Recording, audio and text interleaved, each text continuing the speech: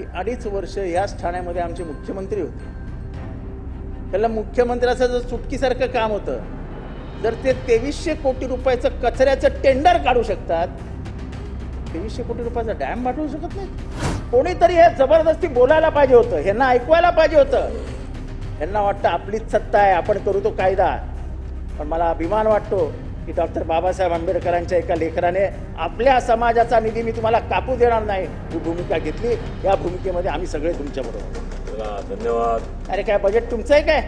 अध्यक्ष महोदय, नगरविकास खात्यावर बोलत असताना लुटालूट हा एकच शब्द योग्य रीतीने वापरला जाऊ शकतो.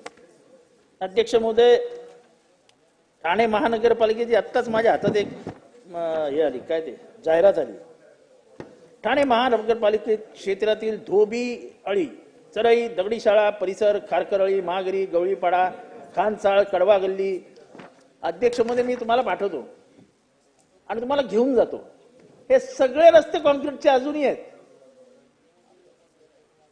हे सगळे रस्ते कॉन्क्रीटचे झालेत. मग परत फेरनिविदा कशाला मागवली? आता ह्याच्यातलं सांगू, आता एक बातमी उघडकीस आली आहे की गेल्या 5 वर्षात ऑडिटच झालेलं नाही. करोडो रुपये ठाणे महानगरपालिकेत आले, त्याचा हिशोबच लागत नाही.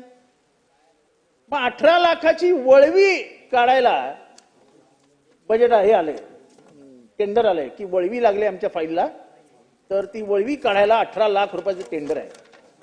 वळवी नाही, वळवी यांच्या डोक्याला लागली आहे आणि वळवीमुळे अख्खा महाराष्ट्र खाल्ला जातोय. अध्यक्ष महोदय, आपल्याला माहिती आहे की स्टँडिंग कमिटीचं महत्व काय. आपण तर महानगरपालिका चालवणारी माणसं आहात. तुम्ही, मिस्टर प्रभू, मिस्टर शेलार, महापालिका कशी चालवायची बोटावर हे सगळं तुम्हाला माहिती आहे. आता तुम्ही मला सांगा अध्यक्ष महोदय, स्टँडिंग कमिटी नाही तर हा अधिकार कोणाच्या हातात गेला?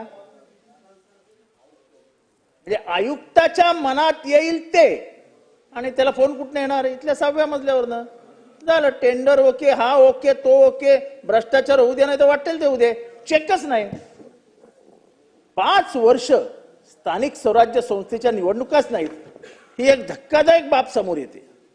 अध्यक्ष महोदय, आपल्याला लाज वाटली पाहिजे. MMRDA आपल्या पालिका क्षेत्रातलं सर्वात श्रीमंत संस्था होती. आज आपल्याला त्याच्यासाठीही सपोर्ट सिस्टीम तयारी करावी लागते.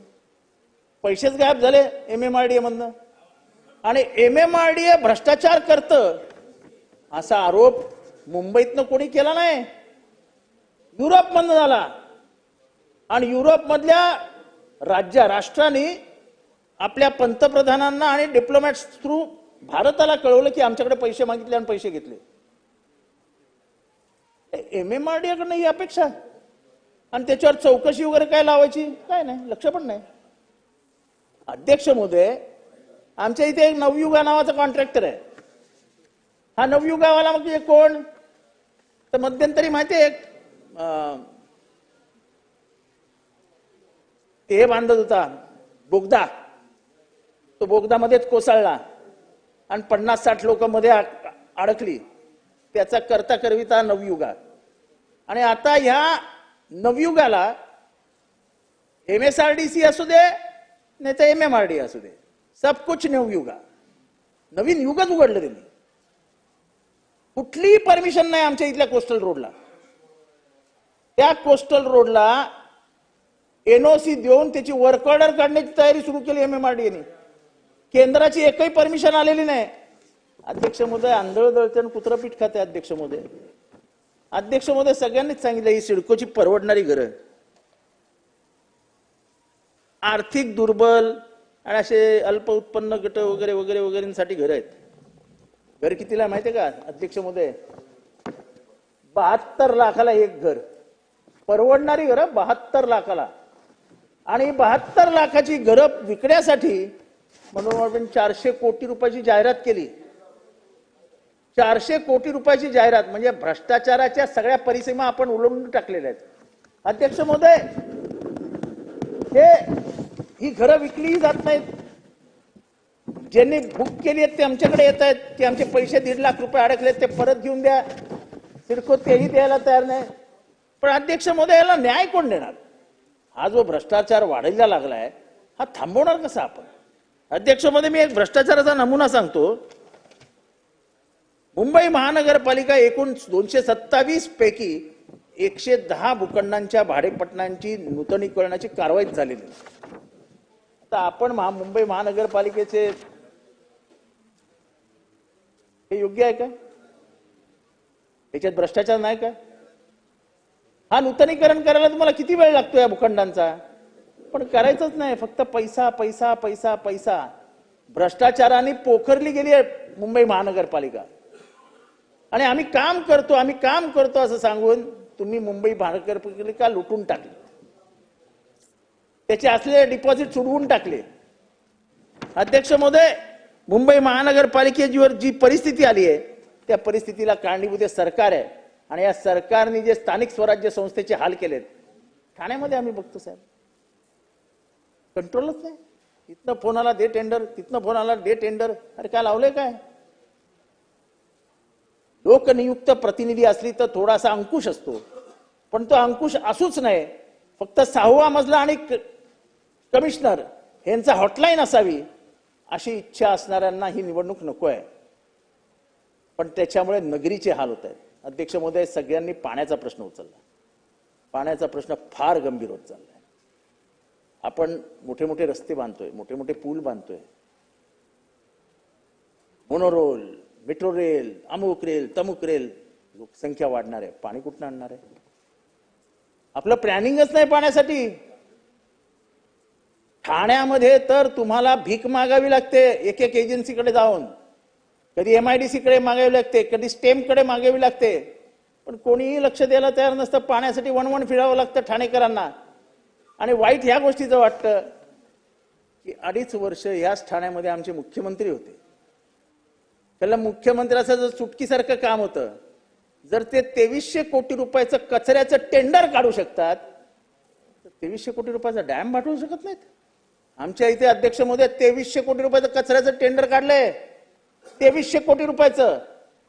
आमच्या इथे कचऱ्यात सर्वात जास्त भ्रष्टाचार होतो. अध्यक्ष महोदय, डम्पिंगला जागा नाही, कुठेतरी टाकायचं, आग लागायची, आग लावायची. प्रदूषणाने पूर्ण ठाणे शहर वेढलं गेलंय. त्याच्यावरती कोणीही काही बोलायचं नाही, कारण का काही उपायच नाही, काही करणारच नाहीयेत. अध्यक्ष महोदय, हे मला एक अजून लक्षात आणून द्यायचंय, ते म्हणजे ठाणे, कल्याण डोंबिवली या परिसरातली वाढलेली अतिक्रमण. अध्यक्ष महोदय, कशाला कायदे करतो आपण? आपण बसून इथे कायदा केलाय ना की जर अनधिकृत बांधकामं केली गेली तर अधिकाऱ्यांना जबाबदार धरू. कुठल्या अधिकाऱ्याला जबाबदार धरलं? मी आत्ता नावं देतो.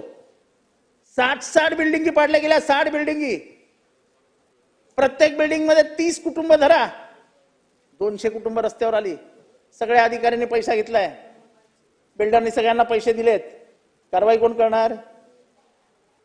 गरिबांनी फक्त काय असंच मरायचं? गरिबांबद्दल प्रेमच नाही हो. अरे कमीत कमी ती अनधिकृत बांधकामं थांबवा तरी. दिवसा ढवळ्या बांधतायत आणि तुमचे अधिकारी सहभागी आहेत त्याच्यात. रस्त्यावरती बांधकाम आहेत. मी स्वतः पत्र दिलेत, स्वतः. पण कुठलीही कारवाई करायला कोणीही तयार नाही. करतो ना. आयुक्तांना भेटतो, आयुक्तही लक्ष द्यायला तयार नाहीत. कारण का सब तेरी भी चूप मेरी भी चूप. अध्यक्ष महोदय, हे अतिक्रमणाचं फार गंभीर प्रकरण आहे. रस्त्यावरती बांधकामं व्हायला लागली आहेत. एकीकडे आमचे मुख्यमंत्री साहेब म्हणतायत आपण जेवढे पण DP रोड आहेत तेवढे उडूया. कसले उडूया? 10 बिल्डिंग बांधल्यावरती त्या DP रोडवरती कशी काय ते उघडलं जाणार? अध्यक्ष महोदय, हे SRAचं एक प्रकरण मला निदर्शनास आणायचं, फार सिरियस आहे. अध्यक्ष महोदय, आपण अनेक वर्ष मुंबईत काम करता. SRA मध्ये परमनंट स्टाफ घ्यायला परमिशन होती? माझ्या अंदाजाने SRAचा कायदाच नव्हता आणि परमनंट स्टाफ घेण्याचा अधिकारच नव्हता. अचानक काय सूत्र फिरलं माहित नाहीत, पण 15 अधिकारी अचानक परमनंट झाले. असं म्हणतात की अंडर द टेबल खूप मोठे व्यवहार झाले. मला काय त्याच्यात जायचं नाही, पण कायदा आहे की नाही अरे कोटेचा जी कभी सुना था क्या? एसआरए में परमानेंट आदमी नहीं ना, माड़ा से आते थे, म्युनिसिपल कॉर्पोरेशन से आते थे, सरकार से आते थे. एक अधिकारी तर जलसंपदा विभागातला आहे. जलसंपदा विभागातला अधिकारी हा एसआरए मध्ये इंजिनियर आहे आणि तो एफएसआय कॅल्क्युलेट करतो. त्यांनी पाणी घनमीटर कॅल्क्युलेट करायचं होतं, तो एफएसआय कॅल्क्युलेट बसलाय आणि तो परमनंट झालाय. आंधळदळचे कुत्रपीठ खाते अध्यक्ष महोदय. आमच्या ठाण्यामध्ये एक गंभीर प्रकार मी सरकारच्या निदर्शनास आणतोय. गेल्या 15 वर्षामध्ये म्हाडाची घरच दिलेली नाहीत. बिल्डरनी काही प्रमाणात म्हाडाची घरं द्यायची आहेत, देत नाही. काय करायचं ते करून घ्या. आमचे अधिकारी लक्ष देत नाहीत आणि म्हाडाची घरच मिळाली नाही. कशी काय मिळणार गरीबाला घर? जर बिल्डरचीच बाजू घेणार जर तुमची ठाणे महानगरपालिका असेल तर घर मिळणारच नाहीत. लावा ना चौकशी. कोण आहेत ते बिल्डर ज्यांनी म्हाडाला घरच दिली नाही?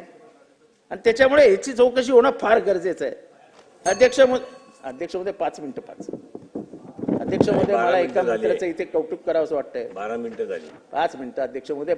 जे आम्ही 6 जण आहोत त्या 6 जणांना वेळ द्या असं अध्यक्षांनी 6 जणांचा सांगितलं. प्रश्न नाही, समोरच्या बाजूची बघायला. अध्यक्ष महोदय 6 जणांना टाइम द्या असं अध्यक्षांनी सांगितलंय ना. प्लीज. अध्यक्ष महोदय मला एका मंत्र्याचं इथे कौतुक करावं असं वाटतं. अध्यक्ष महोदय असं का होतं की दरवेळेस बजेट मांडताना मागासवर्गीयांच्याच बजेटला कात्री लावली जाते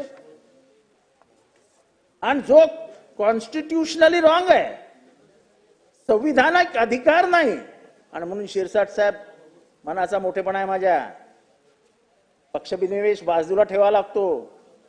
जेव्हा ज्यांच्यावर अत्याचार झालाय, ज्यांच्यावर अन्याय झालाय, पिछड़ा कुचला, उसके हक और अधिकार के लिए अपने में कोई राजनीतिक भेदभाव नहीं होना चाहिए.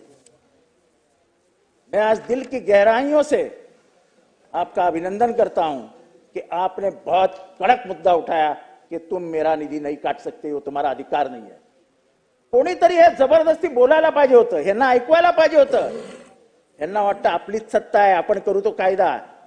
पण मला अभिमान वाटतो की डॉक्टर बाबासाहेब आंबेडकरांच्या एका लेखराने आपल्या समाजाचा निधी मी तुम्हाला कापू देणार नाही ही भूमिका घेतली. या भूमिकेमध्ये आम्ही सगळे तुमच्या बरोबर. धन्यवाद. अरे काय बजेट तुमचं आहे काय? संग्राम. अध्यक्ष महोदय शेवटच्या मुद्द्यावर येतोय. अध्यक्ष महोदय कोर्टामध्ये तर मजाच चालू आहे.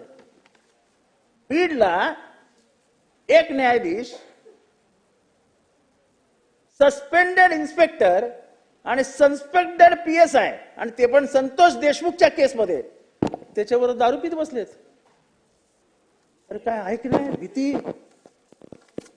नाशिकमध्ये कोकाटेंना बडतर्फ केला, निवडणूक लागली तर खर्च वाढेल. अरे तुम्हाला काय करायचंय? म्हणजे काय गुन्हेगारांना माफ करणार की काय तुम्ही? म्हणजे कोर्टामध्ये पण जे काय चालू आहे ते काय बरोबर नाही. अध्यक्ष महोदय चॅरिटी कमिशनर मध्ये तर कोण वालीच नाही हो. आमच्या इथे एक 28 एकर फॉरेस्टचा तुकडा, फॉरेस्ट खोटी कागदपत्र रतनशी प्रेमजी ट्रस्टने दिली आणि त्या महाशयांनी फॉरेस्टची जमीन विकण्यावर परवानगी देऊन टाकली. जेव्हा मी बोंबाबोंब केली तेव्हा कुठे थांबवलं आणि आता हायकोर्टाने त्याच्यावर स्ट्रिक्चर्स मारली. पण आपण जबाबदार धरणार आहोत की नाही चॅरिटी कमिशनर्स ना, की तुम्हाला कोणी अधिकार दिले या जमिनी विकायच्या? आणि त्यामुळे परिस्थिती दुर्लक्ष झाल्यामुळे अत्यंत गंभीर होत चालली आहे.